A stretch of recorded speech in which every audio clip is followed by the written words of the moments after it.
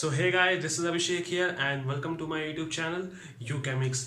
तो देखो, आज के इस वीडियो में मैं आपको अपना एक्सपीरियंस शेयर करूंगा डीयू में एडमिशन का। तो देखो, ये वीडियो मैं इसलिए बना रहा हूँ क्योंकि देखो अभी बहुत सारे लोगों का 12th का रिजल्ट आया है। जितने भी स्टेट बोर्ड्स हैं और सीबीएसई बोर्ड है उनका रिजल्ट आ चुका है और काफ़ी लोगों का अच्छा रिजल्ट रहा। काफ़ी लोगों के 90+ % आए। तो जिन लोगों के अच्छे परसेंटेज आए हैं वो सब सोच रहे होंगे कि हमारा डीयू में एडमिशन हो जाएगा। तो आपका हो जाए एडमिशन तो वेल एंड गुड, मैं यही चाहता हूँ, मैं ये कामना करता हूँ आपका डीयू में एडमिशन हो जाए बिना कोई दिक्कत के। लेकिन मैं आपको ये बताना चाहता हूँ कि बहुत सारे बच्चे ऐसे होते हैं कि जिनका डीयू में कट ऑफ क्लियर होने के बावजूद भी एडमिशन नहीं हो पाता है।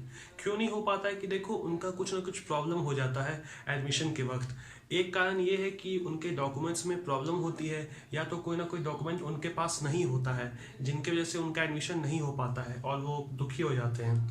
तो मेरे साथ भी कुछ ऐसा ही हुआ था। मेरा कट ऑफ तो क्लियर हो गया था डीयू का, लेकिन मेरा एडमिशन नहीं हो पाता अगर मैं उस प्रॉब्लम को दूर नहीं करता तो वही आज मैं आपके साथ शेयर करूंगा वो एक्सपीरियंस कि मेरे साथ क्या हुआ था और मैंने कैसे उस प्रॉब्लम को दूर किया जिससे मेरा एडमिशन हो पाया डीयू में खुशी खुशी। तो चलिए वीडियो की शुरुआत करते हैं। तो वीडियो शुरू करने से पहले मैं आपको बताना चाहता हूँ कि आई एम अभिषेक कुमार उपाध्याय और मैंने ग्रेजुएशन अपना किया है किरोड़ीमल कॉलेज दिल्ली यूनिवर्सिटी से। मैं 2019 का ही पास आउट हूँ, पिछले साल का।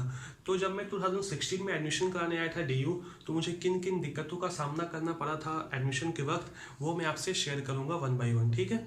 तो 2016 की बात है, तो मैं और मेरे पापा दिल्ली आए थे सेकंड कट ऑफ के दिन। फर्स्ट कट ऑफ के दिन मैं इसलिए नहीं आया था क्योंकि मुझे पता था कि फर्स्ट कट ऑफ में मेरा डीयू में नहीं होने वाला है, क्योंकि मैं प्रीवियस ईयर ट्रेंड्स देखा था। तो उससे मैं अंदाज़ा लगा लिया था कि मेरा फर्स्ट कट ऑफ में नहीं होगा डीयू में, सेकंड कट ऑफ में ही जो होगा होगा। तो सेकंड कट ऑफ में मैं और मेरे पापा आए थे दिल्ली। तो सेकंड कट ऑफ में मुझे 3 कॉलेज मिल रहा था नॉर्थ कैंपस का। 3 कॉलेजेस थे, केएमसी एक था कॉलेज, एक था रामजस और एक था दौलत राम। दौलत राम मतलब डीआरसी। दौलत राम में क्यों बोल रहा हूँ, क्योंकि मुझे नहीं पता था कि दौलत राम कॉलेज एक गर्ल्स कॉलेज है उस वक्त। तो मैं दौलत राम को भी इंक्लूड कर लिया था अपने लिस्ट में कि इसमें भी मैं एडमिशन लूँगा अगर मुझे नहीं मिला इन दोनों में एडमिशन। तो सबसे पहले मैं डीआरसी ही गया था। तो रास्ते में टेम्पू वाले ने मुझे बता दिया, टेम्पू मतलब ऑटो वाले ने मुझे बता दिया कि डीआरसी तो गर्ल्स कॉलेज है, आप वहाँ क्यों जा रहे हो। तो वहाँ मैं नहीं गया, बेइज्जत होने से बच गया। वहाँ मैं कॉलेज जा रहा तो मुझे बेइज्जती का सामना करना पड़ता। तो डीआरसी में नहीं गया, तो डीआरसी के बाद में केएमसी में गया एडमिशन कराने के लिए केमिस्ट्री ऑनर्स में। केमिस्ट्री ऑनर्स में कट ऑफ उस समय गया था 95% तीनों का, तभी मेरा एडमिशन हो रहा था इन तीनों कॉलेजेस में। तो केमिस्ट्री में जो क्या होता है कि पीसीएम का देखा था कट ऑफ, पीसीएम में, तो पीसीएम में मेरे 95% है, इसलिए मेरा केएमसी में हुआ था एडमिशन। तो केएमसी में गया, तो केएमसी में जैसे ही मैं घुसा तो काफ़ी सीनियर्स मुझे घेर लिए, बोले कि मैं आपका एडमिशन कर देता हूँ, मैं आपका एडमिशन करा देता हूँ। तो तुम भी जाओगे टीम में किसी भी कॉलेज में एडमिशन कराने, तो वैसा ही होगा तुम्हारे साथ भी। तुम्हारे काफ़ी सीनियर्स तुम्हें घेर लेंगे या बहुत सारे सीनियर्स तुमसे बात करेंगे कि मैं आपका एडमिशन करा देता हूँ। तो वो सब काफ़ी हेल्पफुल होता है, आप उनसे हेल्प ले सकते हो। वो आपका एडमिशन का आपको पूरा प्रोसेस बताएंगे एडमिशन का। वो आपको उस डिपार्टमेंट ले जाएंगे, रेस्पेक्टिव डिपार्टमेंट जहाँ आपका एडमिशन होता है उस कोर्स का। तो आपको वो काफ़ी हेल्प करेंगे। लेकिन हाँ, अगर आपके एडमिशन में कुछ दिक्कत आएगी तो वो उस समय नहीं हेल्प करेंगे आपकी। सही बोल रहा हूँ, मेरे साथ ऐसा ही हुआ था। जब मेरा एडमिशन में दिक्कत आया तो कोई भैया मुझे हेल्प नहीं किया, किसी भैया ने मुझे हेल्प नहीं की। तो यही बोल रहा हूँ कि अगर आपका एडमिशन अच्छे तरीके से हो जाता तभी वो भैया आपके साथ हैं। अगर आपके एडमिशन में कुछ दिक्कत हो जाता तो वो भैया आपको पूछेंगे तक नहीं। सही बोल रहा हूँ मैं। अगर आपके भैया ने हेल्प किया होगा आपका एडमिशन का तो बहुत अच्छा बात है। आप नीचे कमेंट सेक्शन में बताइए कि कैसे किसी ने भैया आपका हेल्प किया था। तो खैर, वो बात को छोड़िए। तो मैं गया था डीयू, तो भैया ने मुझे बताया कि ये सब डॉक्यूमेंट्स चाहिए होता है एडमिशन के लिए। तो मेरे पास डॉक्यूमेंट्स थे। तो देखो क्या क्या डॉक्यूमेंट्स चाहिए होता है मैं आपको बता देता हूँ डीयू एडमिशन के लिए। वो आपको पता ही होगा, आपको नहीं पता तो मैं फिर से बता देता हूँ।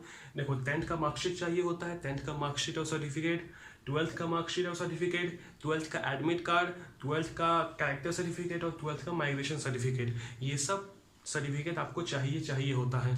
और साथ ही साथ अगर आप कोई कास्ट से बिलोंग करते हो तो आपको कास्ट कैटेगरी का सर्टिफिकेट लगाना पड़ता है। तो मैं बिलोंग करता हूँ जनरल से, तो मुझे कोई कास्ट कैटेगरी का सर्टिफिकेट नहीं चाहिए था। तो देखो, मेरे पास तो सारे सर्टिफिकेट्स थे सिवाय एक के। कौन सा सर्टिफिकेट मेरे पास नहीं था? मेरे पास 12th का मार्कशीट नहीं था। देखो, 12th का मार्कशीट एक बहुत इंपॉर्टेंट डॉक्यूमेंट होता है एडमिशन के लिए। कहीं भी एडमिशन कराने जाओ तुम, बीएससी में कहीं कोई भी कॉलेज में एडमिशन कराने जाओ तो 12th का मार्कशीट तुम्हारे पास होना ही होना चाहिए। मेरे पास 12th का मार्कशीट ही नहीं था और मैं चल गया था डीयू में एडमिशन कराने। सोचो कितना हिम्मत वाला हूँ। छोड़ो, तो मैं बताता हूँ आपको मेरे पास 12th का मार्कशीट क्यों नहीं था। मेरे पास 12th की मार्कशीट की फ़ोटो कॉपी थी, और ओरिजिनल मार्कशीट मेरे पास नहीं था 12th का।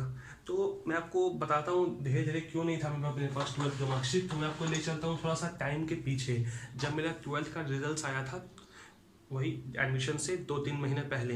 तो जब मेरा सीबीएसई का रिजल्ट आया था 12th बोर्ड का, तो मेरे रिजल्ट से काफ़ी नाखुश था। क्यों नाखुश था कि देखो मेरे जितने भी सब्जेक्ट्स थे उसमें मेरे मार्क्स थे 90+। मैं साइंस बैकग्राउंड से था, तो जितने भी मेरे सब्जेक्ट्स थे, maths, physics, chemistry, music, computer science, वो सब में मेरे 90+ मार्क्स थे, सिवाय इंग्लिश के। इंग्लिश में मेरे बहुत कम मार्क्स थे। इंग्लिश में मेरे बहुत बहुत कम मार्क्स थे। मेरे 61 मार्क्स ही थे इंग्लिश में। 61 आपको पता है बहुत कम मार्क्स होता है, तो एक कमज़ोर बच्चा का आता है 61 मार्क्स। तो 61 मार्क्स आए थे, तो मैं काफ़ी नाखुश था, क्योंकि 61 मार्क्स की वजह से मेरा ओवरऑल परसेंटेज 88% बन रहा था। तो 88% एक एवरेज बच्चे का ही परसेंटेज होता है। तो मैं नहीं चाहता हूँ किसी का 88% आए, मेरे इतना परसेंट आए किसी का 12th बोर्ड में। तो मैं 88% आया था। तो मैं क्या किया कि इंग्लिश का मार्क्स से मैं नाखुश था। वैसे इंग्लिश का मार्क्स से मुझे उतना फ़र्क नहीं पड़ता, क्योंकि मैं पीसीएम से केमिस्ट्री ऑनर्स में एडमिशन लेने वाला था डीयू में, और मैं पीसीएम में 95 था। तो मुझे पता था कि अगर मैं इंग्लिश में अगर कुछ रिवैल्यूएशन के लिए नहीं भी डालूंगा तो फ़र्क नहीं पड़ेगा, मुझे पीसीएम से ही एडमिशन मिल जाएगा डीयू में। लेकिन मैं फिर भी मन तो असंतुष्ट था, तो मैंने रिवैल्यूएशन के लिए अप्लाई कर दिया इंग्लिश में। तो रिवैल्यूएशन के लिए अप्लाई किया, तो रिवैल्यूएशन का प्रोसेस काफ़ी लंबा होता है सीबीएसई का। 3 स्टेजेस होते हैं रिवैल्यूएशन के। अगर आपको नहीं पता है तो आपको यूट्यूब में वीडियो देखिए, आप गूगल में सर्च कीजिए। मैंने आखिरी स्टेज तक रिवैल्यूएशन का अप्लाई किया है। तो रिवैल्यूएशन के लिए काफ़ी पैसा खर्च भी होता है, तो मैंने काफ़ी पैसे खर्च भी किए, लेकिन मुझे उसका फल मिल गया। मेरे मार्क्स बढ़ गए। उतने मार्क्स नहीं बढ़े, कुछ ही मार्क्स बढ़े, लेकिन मार्क्स तो बढ़ गए। मेरे 61 से इंग्लिश में हो गए 68। 7 नंबर का इंक्रीज आया मेरा, +7 मार्क्स का इंक्रीज हुआ। तो 7 मार्क्स का इंक्रीज हुआ, तो मैं थोड़ा सा खुश हो गया, जिसकी वजह से मेरा परसेंटेज भी कुछ ना कुछ बढ़ गया। जो पहले था 88%, वो अब हो गया 89% अप्रॉक्स हो गया। तो जब मेरा रिवैल्यूएशन का रिजल्ट आया, तो उसके एक दिन बाद सीबीएसई वालों ने मेरे घर पे एक चिट्ठी भेजा। चिट्ठी में क्या लिखा हुआ था कि कांग्रेट्स अभिषेक, आपका रिवैल्यूएशन का रिजल्ट सक्सेसफुल रहा और आपका इंग्लिश में मार्क्स बढ़ चुका है। आपका 61 था पहले इंग्लिश में, जो आपकी 68 हो चुका है। तो अब आप क्या कीजिए कि जो आपके पास जो मार्कशीट मिली हुई है स्कूल से, वो मार्कशीट आप हमें लौटा दीजिए सीबीएसई ऑफिस में। हम आपको न्यू मार्कशीट प्रोवाइड करेंगे, जिसमें आपका नया इंग्लिश का मार्क्स चढ़ा हुआ होगा। तो मैं जब देखा चिट्ठी को, तो मैं सोचा कि मार्कशीट इनको लौटाऊं कि नहीं लौटाऊं, क्योंकि देखो रिवैल्यूएशन का रिजल्ट आने के 1 महीने बाद मेरा ड्यू का एडमिशन था। तो मैं सोचा कि अगर सीबीएसई वालों ने नहीं लौटाया तो लेकिन चिट्ठी में क्लियरली मेंशन था कि वो 1 महीने में लौटा देंगे। तो सोचा कि चलो अगर 1 महीने में लौटा देंगे तो मेरे पास तो मार्कशीट होगी ड्यू में एडमिशन के वक्त। लेकिन ऐसा नहीं हुआ। सीबीएसई वालों ने मुझे मार्कशीट लौटाई 3 महीने बाद, जिसकी वजह से मेरे पास मार्कशीट नहीं था ड्यू का। मेरे पास मार्कशीट नहीं था 12th का। मेरे पास बस ओरिजिनल मार्कशीट की फ़ोटो कॉपी थी। तो फोटो कॉपी वाली मार्कशीट और सीबीएसई का लेटर लेके मैं गया था ड्यू में एडमिशन के लिए। तो जो वहाँ पे टीचर को जब मैं दिखाया, वो सीबीएसई की तरफ से जो चिट्ठी आई थी, तो टीचर लोग समझ गए कि बच्चे का रिवैल्यूएशन हुआ है। तो टीचर लोग बोलने लगे कि तुम्हें तब भी ओरिजिनल मार्कशीट कहीं ना कहीं से जुगाड़ करनी ही चाहिए। हम तुमको फोटोकॉपी वाली मार्कशीट के आधार पे तो हम तुमको नहीं दे सकते एडमिशन।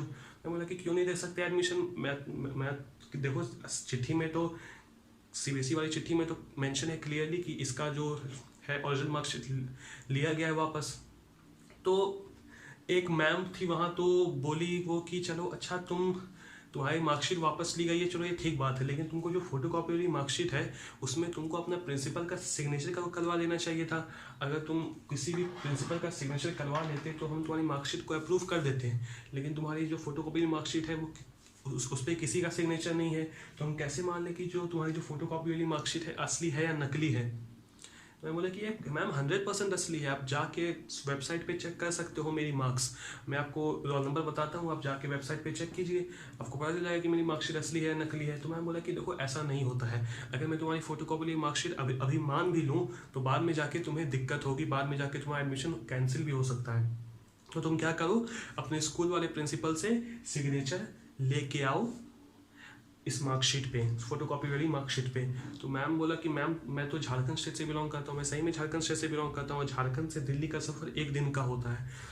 तो बोला मैम को, मैम 1 दिन तो लग जाएगा जाने में झारखंड, फिर 1 दिन तो लग जाएगा आने में, तो 3 दिन तो यहीं ख़त्म हो गए, और 3 दिन ही होता है एडमिशन कराने का ड्यू में प्रोसेस। तो मैम कहाँ से करा पाऊँगा एडमिशन, तो मैं कहाँ से ला पाऊँगा प्रिंसिपल का सिग्नेचर, तो मैं क्या करूँ। तो मैम ने बोला कि अच्छा तुम अगर स्कूल वाले प्रिंसिपल का सिग्नेचर नहीं ला पाते हो तो तुम क्या करो, अपने यहाँ पे सीबीएसई ऑफिस है दिल्ली में, सीबीएसई का हेड ऑफिस है दिल्ली में प्रीत विहार में, तो वहाँ तुम जाओ। वहाँ पे अगर कोई आदमी तुम्हारे फोटोकॉपी वाली मार्कशीट पे अटेस्ट कर देता है तो हम तुम्हारा मार्कशीट को अप्रूव कर देंगे और हम तुम्हें एडमिशन दे देंगे इस कॉलेज में। तो मैम ने बोला अच्छा ठीक है। तो हम लोग गए सीबीएसई का हेड ऑफिस है प्रीत विहार में। तो वहाँ जब सीबीएसई का जब मैं हेड ऑफिस गया तो मैं चौंक गया। क्यों चौंक गया मैं आपको बताता हूँ कि देखो सीबीएसई का हेड ऑफिस बीच में है और चारों तरफ लॉन है हेड ऑफिस के, तो यहाँ पे गेट लगा होता है। जो हम लोग गेट से जैसे घुसे तो बहुत बड़ा लॉन आया, तो लॉन में काफ़ी सारे बच्चे थे अपने पेरेंट्स के साथ और मैक्सिमम बच्चे रो रहे थे। देखो तुम ऐसा मंजर सोचो कि तुम अगर कोई हॉल में घुसे और सारे लोग रो रहे हैं तो कैसा लगेगा तुमको, बहुत अपसेट लगेगा कि नहीं लगेगा, बहुत डिसअपॉइंटमेंट फील होगा कि नहीं होगा। मुझे वही फील हुआ डिसअपॉइंटमेंट। जैसे मैं घुसा और इतने बच्चों को मैं रोते देखा तो मुझे काफ़ी क्या लगा, कैसा अजीब लग रहा था मुझे। मैं फिर भी कुछ साहस बांध के मैं ऑफिस में गया। तो ऑफिस में जाके मैं बोला कि सर ऐसी बात है, आप साइन कर दो तो मेरा कॉलेज में एडमिशन हो जाएगा। तो उन्होंने साफ मना कर दिया, बोले कि नहीं हम तुम्हारा साइन नहीं करेंगे। बोले कि सर आप क्यों नहीं करोगे साइन। बोले कि देखो जो तुम्हारा जो सीबीएसई का रीजन है वो पड़ता है बिहार में, बिहार वाले हैंडल करेंगे झारखंड वाला सीबीएसई का रीजन, दिल्ली वाले का हम लोग हैंडल करते हैं। तो मैंने बोला उनसे कि सर ये तो सीबीएसई का हेड ऑफिस है, आप तो कोई भी रीजन का हैंडल कर सकते हो। बोले कि नहीं हम लोग उतना माथाफोड़ी नहीं चाहते, अभी वैसे ही बच्चे ज़्यादा आ रहे हैं इसलिए हम तुम्हारा वाला मामला हैंडल नहीं करेंगे। तुम जाओ सीबीएसई वाला बिहार रीजन, वहीं तुम्हें वो साइन करेंगे और तुम्हारा वेरीफाई करेंगे मार्कशीट। तो बोले कि सर ये तो तब मैं कैसे कराऊंगा एडमिशन। बोले कि तुम कैसे कराना कराओ, हमको तुमसे नहीं लेना देना है। तो बहुत रूडली बिहेव करा था वो सीबीएसई वाला आदमी, सही बोल रहा हूँ मैं। काफ़ी बच्चों को वो मना कर दिया, जो दिल्ली वाले बच्चे थे उनको भी काफ़ी लोगों को मना कर दिया था वो। तो यही था। और वहाँ पे जो जितने भी बच्चे रो रहे थे वो यही था कारण, उनका यही था क्यों रो रहे थे वो मतलब उनका डी में एडमिशन नहीं हुआ था इसलिए इतने बच्चे रो रहे थे। और लोग प्रॉब्लम सुलझाने आए थे ऑफिस में और ऑफिस वाले लोग इतना रूडली बिहेव कर रहे थे कि बच्चे का और वो मनोबल गिरा दे रहे थे। तो बच्चे इसलिए फूट के रो रहे थे अपने मम्मी पापा के पास लॉन में, उनका डी में एडमिशन नहीं हो पाया था। तो यही है, सीबीएसई वालों ने काफ़ी रूडली बिहेव किया। तो मैं भी थोड़ा सा हताश हो गया, लेकिन मैं रोया नहीं। मैं फिर से गया कॉलेज में मैम के पास, तो मैम उससे बोला कि मैम देखो सीबीएसई वाले ऐसे ऐसे कर रहे हैं, उनको साइन करने को तैयार ही नहीं है। तो मैम ने बोला कि देखो वो सब के पास पावर है, वो सब कुछ भी कर सकते हैं, अब तुमको देखना है जो करना है। तो बोला कि तब मैम क्या करूँ, मैं एडमिशन कैंसिल करा दूँ, मेरा एडमिशन नहीं होगा क्या। तो मैम ने बोला कि देखो बेटे तुम्हारा एडमिशन अब भी हो सकता है, तुम क्या करो किसी गैजेटेड रैंक के ऑफिसर से सिग्नेचर लेके आओ अपने फोटोकॉपी वाली मार्कशीट पर। गैजेटेड रैंक वाले ऑफिसर मतलब जो काफ़ी हाई पोस्ट के जो ऑफिसर होते हैं, मुझे नहीं पता, शायद ग्रुप ए और ग्रुप बी वाले ऑफिसर को शायद हम बोलते हैं गैजेटेड रैंक वाले ऑफिसर। तो उनका मुझे सिग्नेचर चाहिए था अपनी फोटोकॉपी वाली मार्कशीट पे। देखो इतने हाई रैंक के ऑफिसर का तुमको सिग्नेचर चाहिए किसी अनजान शहर में, दिल्ली तो मेरा शहर नहीं था, मैं तो झारखंड से बिलोंग करता हूँ, और किसी अनजान शहर में इतने बड़े रैंक के ऑफिसर का सिग्नेचर देना काफ़ी मुश्किल है। देखो आसान है अगर आप पैसे दोगे तो, लेकिन उतने पैसे मेरे पास नहीं है, तो मैं कहाँ से लाता इतना हाई रैंक के ऑफिसर का सिग्नेचर। तो पापा को याद है कि उनके जो एक दोस्त हैं वो आईबी ऑफिस में काम करते हैं। आईबी मतलब होता है इंटेलिजेंस ब्यूरो, तो वो खुफिया विभाग में काम करते हैं। तो वो पापा ने उस दोस्त को फ़ोन लगाया, वो दिल्ली में ही काम करते थे। तो पापा ने उनको फ़ोन लगाया, तो उन्होंने बोला कि अच्छा चलिए आइए मेरे पास, हम देखते क्या होता है। तो हम वहाँ गए उनके ऑफिस, आईबी ऑफिस गए दिल्ली का। तो वहाँ हमें पता चला कि जो पापा के दोस्त हैं वो उस रैंक के नहीं हैं, उनके जो बॉस हैं वो उस रैंक के हैं। समझ रहे हो बात, पापा के दोस्त उस रैंक के नहीं थे, उनके बॉस थे उस रैंक के। तो पापा के दोस्त ने अपने बॉस को फ़ोन लगाया और बोला कि ऐसी ऐसी बात है। तो फिर बोला हमको कि हमारे जो बॉस है वो अभी दिल्ली में नहीं है, वो भी कहीं बाहर गए हुए हैं, वो कल आएंगे दिल्ली से, अब जाके कल उनसे मिल लीजिएगा, वो आपके डॉक्यूमेंट्स में साइन कर देंगे, हमने उनसे बात कर लिया है। तो उन्होंने मुझे एड्रेस दे दिया उनके बॉस का। तो हम और पापा गए, कल सुबह ही गए, उनके घर गए, उनके बॉस के घर गए, और उसी दिन हमारा एडमिशन था, लास्ट दिन था, वो तीसरा दिन चल रहा था जिस दिन हम लोग बॉस के घर गए थे। तो सुबह ही चल गए हम लोग, 5-6 बजे ही चल गए उनके बॉस के घर। तो बॉस हमारा इंतजार कर रहे थे क्योंकि उनको पता था तो उन्होंने बिना कुछ कहे हमारे डॉक्यूमेंट्स में साइन कर दिया और अटेस्ट कर दिया, और हंसते खेलते उन्होंने बोल भी दिया उनके बॉस ने कि यार मेरी नौकरी तो नहीं छुड़वा दोगे ना। देखो इन्होंने ऐसा बात क्यों बोला, क्योंकि देखो अगर किसी इतने बड़े रैंक के ऑफिसर का सिग्नेचर अगर किसी डॉक्यूमेंट में हो, तुम्हारे किसी डॉक्यूमेंट में हो, और वो डॉक्यूमेंट बाद में फॉल्स निकल जाता है या फेक निकल जाता है, तो जिस ऑफिसर का सिग्नेचर है उस डॉक्यूमेंट में उस ऑफिसर का नौकरी भी जा सकता है अगर वो डॉक्यूमेंट फेक निकल गया तो। इसलिए उसने हंसते हंसते मुझसे कहा कि यार मेरी नौकरी तो नहीं छुड़वा दोगे ना। तो मैंने बोला कि नहीं सर, आप मुझ पर 100% ट्रस्ट कर सकते हैं, मैं आपकी नौकरी नहीं जाने दूंगा। तो उन्होंने साइन कर दिए जितने भी डॉक्यूमेंट्स थे, फोटोकॉपी वाली वाले डॉक्यूमेंट्स, ताकि बाद में ना कुछ झोल मोल हो। तो फिर हम लोग गए, वो सब सारे डॉक्यूमेंट्स लेके हम वापस गए कॉलेज। तो कॉलेज गए वापस, तो वहाँ पे मैम ने हमें पहचान ही दिया था, क्योंकि हम 2 दिन से कॉलेज घूम रहे थे। तो मैम ने वो देखा मेरा, तो हम लोग गए, तो मैम ने देखा कि हमारे मार्कशीट पे IB ऑफिसर का अटेस्ट किया हुआ है। तो मैम तो चौंक गई, वो तो ऐसे ही अप्रूव हो गया हमारा मार्कशीट, और मुझे एडमिशन मिल गया। मतलब खुशी खुशी मुझे एडमिशन मिल गया। तो यार देखो कितनी मुश्किल से मेरा एडमिशन हुआ है DU में। मैं गया था पहले दिन, लेकिन हुआ एडमिशन मेरा तीसरे दिन। ये पूरी मेरी ही गलती थी, क्योंकि अगर मैं फोटोकॉपी वाली मार्कशीट पे अपने प्रिंसिपल का सिग्नेचर करवा देता तो उतना मुझे झेलना नहीं पड़ता जितना मैं झेला एडमिशन के वक्त। लेकिन मैं तब भी मेरा एडमिशन हो गया, तो I am at the and I was happy and satisfied. तो मैं वेरी थैंकफुल हूँ उस मैम की, जो मैम ने मेरी मदद की। मेरे एडमिशन कमेटी के और भी मेंबर्स थे, वो भी काफ़ी सपोर्टिव थे। मैं देखा हूँ बहुत सारे बच्चों का कुछ ना कुछ प्रॉब्लम्स था डॉक्यूमेंट से रिलेटेड, जितने और एडमिशन कमेटी के मेंबर्स काफ़ी अच्छे तरीके से बिहेव कर रहे थे उन बच्चों से। तो मैं KMC में अगर आप जाओगे एडमिशन के लिए, तो आपको एडमिशन कमेटी के जो मेंबर्स मिलेंगे वो काफ़ी सपोर्टिव होंगे। मैं गारंटी के साथ बोल सकता हूँ, क्योंकि एडमिशन कमेटी के मेंबर्स को मैं पर्सनली जानता भी हूँ काफ़ी। मैम तो मुझे केमिस्ट्री पढ़ाती है, एडमिशन कमेटी के जो कुछ मेंबर्स थी, तो काफ़ी सपोर्टिव है, आपको सपोर्ट करेंगे। अगर आपको कोई दिक्कत आ गई एडमिशन में, तो आपको रास्ता और उपाय दोनों बताएंगे। तो आप बेशक जाओ KMC में एडमिशन कराने अगर आपको कोई दिक्कत है। तो ऐसा रहा मेरा पूरा कहानी DU में एडमिशन का। काफ़ी प्रॉब्लम्स मैंने झेले, लेकिन अंत में मैंने उस प्रॉब्लम को सुलझा ही दिया। तो अगर आपको कोई प्रॉब्लम है एडमिशन से रिलेटेड, तो आप नीचे कमेंट कर सकते हो, मैं उसको सुलझाने का हर संभव कोशिश करूँगा। और जो DU में जो पढ़ रहे हैं या DU से पास आउट है, वो सब भी आप नीचे कमेंट कर सकते हो कि आपको क्या क्या दिक्कत आई थी एडमिशन से रिलेटेड, ताकि बाकी बच्चों को मदद मिल सके जो अभी DU में एडमिशन लेने वाले हैं। तो देखो प्रॉब्लम्स जानना काफ़ी इंपॉर्टेंट होता है किसी भी एस्पिरेंट के लिए, ताकि उनको पता तो चले कि ऐसी प्रॉब्लम्स भी होती है DU में। तो यही, तो अगर आपको और ऐसी कुछ और चीज़ जानना है DU के बारे में, तो आप मुझे कमेंट कीजिए नीचे में, वो मैं उस पर वीडियो बनाऊंगा। तो तब तक के लिए take care, stay at home and be safe. So this is Abhishek Upadhyay from UChemX signing out. और हाँ, खुश रहिए, आबाद रहिए, ठीक है।